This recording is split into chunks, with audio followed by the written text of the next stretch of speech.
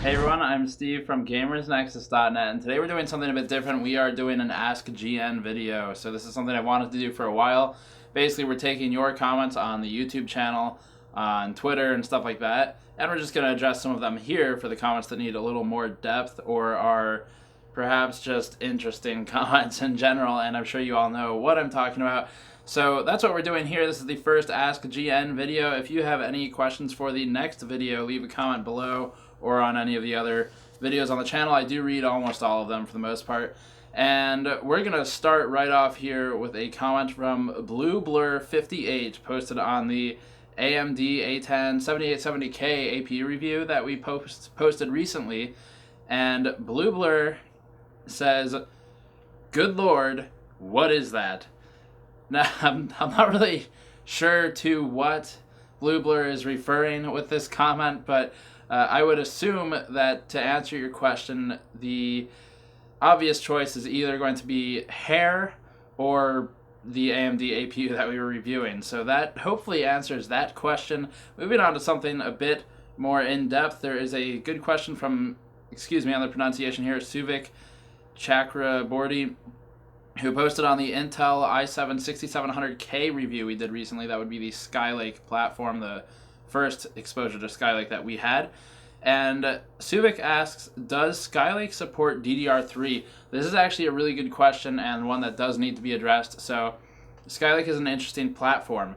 It supports two different types of memory. It supports DDR3L and DDR4, and that L indicator is actually very important. It's not as simple as just tagging an L at the end of DDR3. L actually means low voltage, and DDR3L memory chips have 208 pins, which is a fair bit fewer than DDR3 as a base platform, and a lot fewer than DDR4, which is something like 280 or 288 off the top of my head.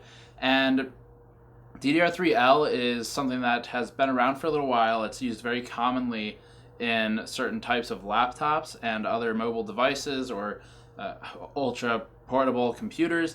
And DDR3L draws less voltage, which means that its clock rate's generally going to be lower across the board. It also means that it has less overclocking headroom, depending on what you're looking to do with the memory.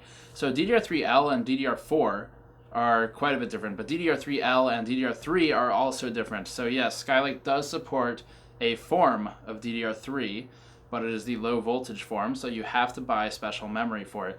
And to that end, it is important that I address something here. A lot of review outlets, ours included, have mentioned the option of purchasing motherboards for Skylake with DDR3L support rather than DDR4 as a means of reducing build cost. And that is true. You can buy cheaper DDR3L memory, and some of the platforms that support it are cheaper as well.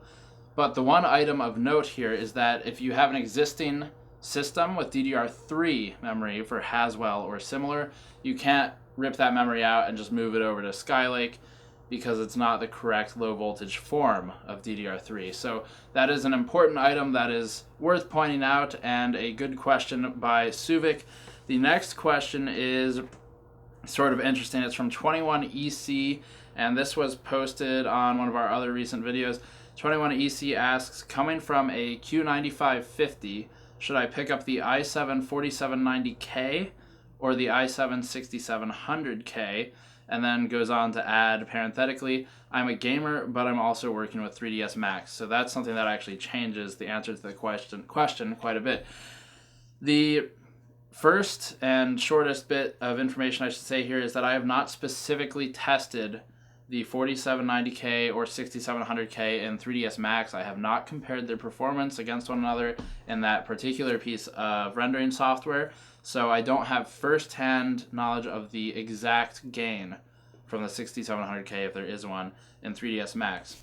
But we can talk theory. First of all, coming from a Q9550, really anything you buy, either of those two CPUs, is going to be so profoundly advanced in comparison that you really are probably not going to be unhappy with your purchase.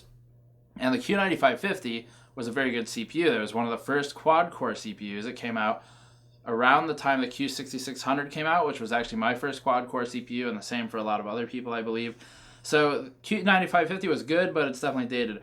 The thing with the Skylake and the Haswell platforms for 3ds Max and other professional software is the memory support. So DDR4, if you buy a Skylake platform with DDR4, is going to actually output a much greater performance for software like 3ds Max, Maya, Adobe Premiere, Adobe Photoshop, when you're working with very large files or you're doing batch processing of files.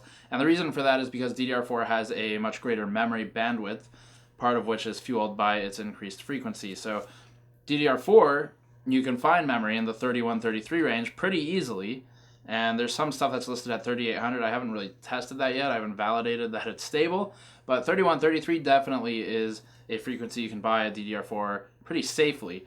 So the increased memory bandwidth will actually be advantageous to you if you're a very serious 3ds Max user, or really if you're a serious production user in general, and that is something that should be taken into account. But when I say serious, I mean this is your job. You're doing this all day, every day. You're sitting there rendering out files. If you're working on video files, because that's what I'm most familiar with, then the kind of person who will benefit from DDR4 is the kind of person who is sinking entire days into rendering or producing content. So that's really where you see your disparity there.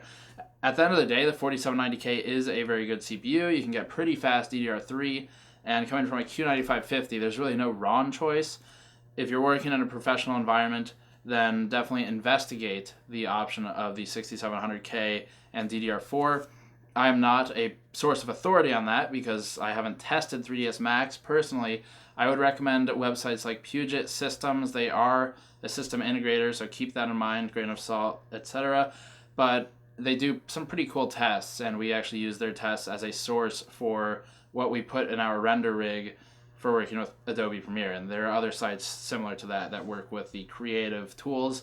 We're more of a gaming site. So next question here from Morningstar says, I don't understand what it does mean by 1% low performance and 0.1% performance things. What does it mean? So this is actually a good question as well. Morningstar is asking about our charts that we publish in almost every review for CPUs and GPUs. Anyone who's seen them on the channel knows that we publish average FPS, 1% low FPS, and 0.1% low FPS. And these three numbers mean different things, but all of them are very important. So traditionally, a lot of sites, especially in days past, will publish the minimum and maximum FPS numbers with their benchmarking. We don't do this because we feel that minimums and maximums are outliers and are unimportant and really not indicative of overall performance because it's an outlier. So the problem with minimum is you might hit the benchmarking key, the recording key, a quarter second too early in, for example, Shadow of Mordor. And if you do that in Shadow of Mordor, what happens is you could actually hit a serious, very brief spike. I have a hair in my face. And the problem with this is it's not representative of in-game play. It's popping up because something to do with the Shadow of Mordor benchmark is loading an extra overlay. So that's an example of where you would want to, one, refine test methodology, but two, not record the minimum FPS because it's not actually happening. Now, in actual gameplay, like with Skyrim, if you have a very brief, less than half a second period of loading a ton of data or dumping previous data, you might have a 1 FPS output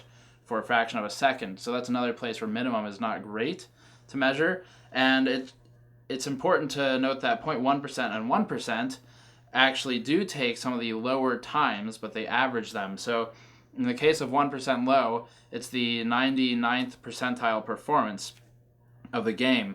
So we take the slowest 1% of all frames delivered in the 30-second test period, all three of the 30-second test periods. We take the slowest chunk of those, the 1% chunk, and then we average that chunk, and that is our 1% low.